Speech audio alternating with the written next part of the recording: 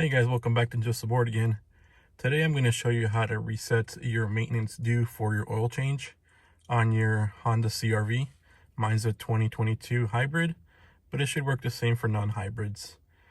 So when you get this message, that means you're due. So I just did my oil change. So let's show you how to change, or how to reset it, sorry.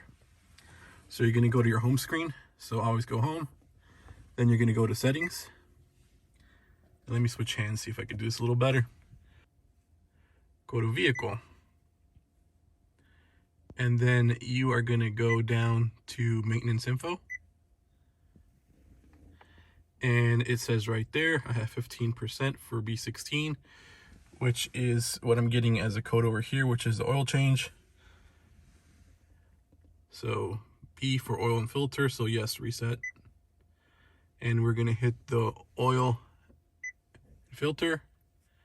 Do you want to reset? Reset, and it's been reset. So there you go. It's that simple. So I'll catch you next time. We're Just Aboard again, making another video. Thanks.